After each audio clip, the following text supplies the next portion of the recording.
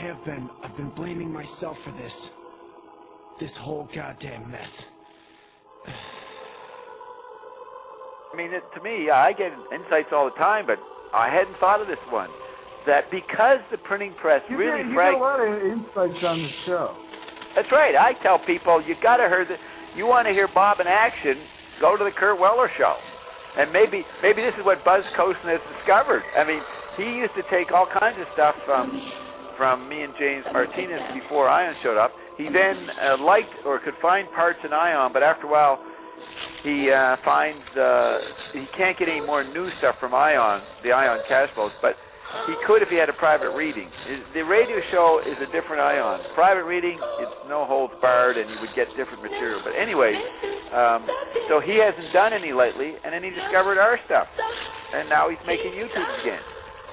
That's wonderful. Right, so I agree. You know, if you got to be patient. You start listening to the show. If you really aren't patient, you get maybe a little irritated the first 20 minutes or so because we're just rambling around talking apparently trivial stuff. But what's incredible is that whatever trivial stuff we say in the first part of the show then builds and leads and slips into, like a tetrad, a whole new pattern. And plus, there's a synchronicity of whatever I bring up, you already just dealt with it the day before. That's the hidden synchronicity factor, right? Again, it keeps happening, like the thing with the wire today. Yeah. Somebody told me that I really needed to see that. So, I mean, yeah, it's just interesting to me. And you did, and okay, look at this. I didn't realize this. The wire led to approximately you being mentioned on a thread, not the wire thread, but at the same time with the same people, you come up as a result of the wire thread. And this was meant to your friend was actually picking up other things besides what he thought he was telling you. Exactly. Yeah, and that's what Ion tracks, what we call the non-physical. All these connections are happening between people that are not obvious in the physical universe. And that comes right back to our point. This is really important. McLuhan said that literacy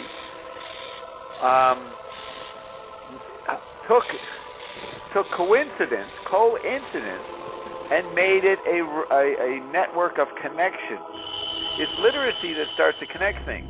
And the reason literacy connects things is at first it fragments everybody into private, isolated, solitary readers.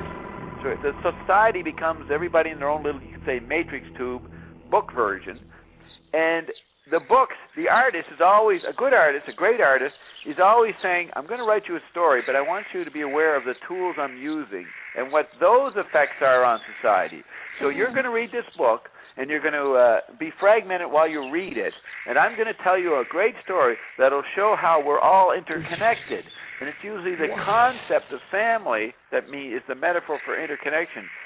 It wasn't until Joyce and the later guys, Wyndham Lewis, they pointed out the medium itself was disconnected. So I would restate that by saying the reason great novels always have this hidden surprise element of, hey, they're all relatives. That's a conceptual way of pointing out the fragmentation of the book. But they didn't know that's what they were pointing out. Not until you got to the electric age, fully outside of the Gutenberg galaxy, that we could then begin to see what was really happening in the Gutenberg galaxy effect. And that begins with Wyndham Lewis and James Joyce, and then McLuhan builds on that. He's got the value of being well in the electric age to see what literacy did to us. But Charles Dickens didn't know books did that to us, but he knew that his society was fragmented, and he used the metaphor of the family as a surprise linking thing, as a metaphor or value judgment for people to consider, hey, you're more interconnected than you think you are, those here living in London, England.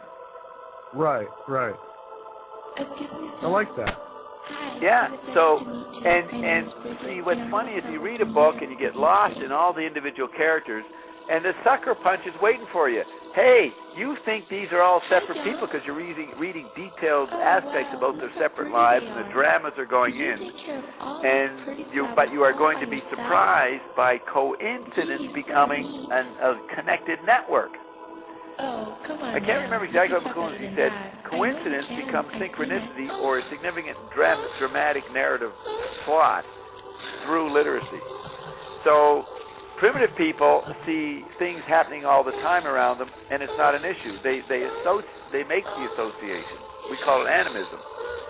We are fragmented and are not going to make any associations. We have to have a dramatic story to beat over our head that we're interconnected, and actually things don't even have to be connected to be together. Flooding. Okay, yeah. You had it up, this extra part I just did maybe complexified the insight you got to 5 minutes ago, right? Yeah. Yeah. Well, that's all right, and if you ever had time... I'll chew on it. I'll chew on it. But I was just going to say, do you ever re-listen to these shows? I doubt it. John, are you done yet? Miss Angela, please, do you think that maybe you could say a prayer on Bridget's behalf? Sure, of course.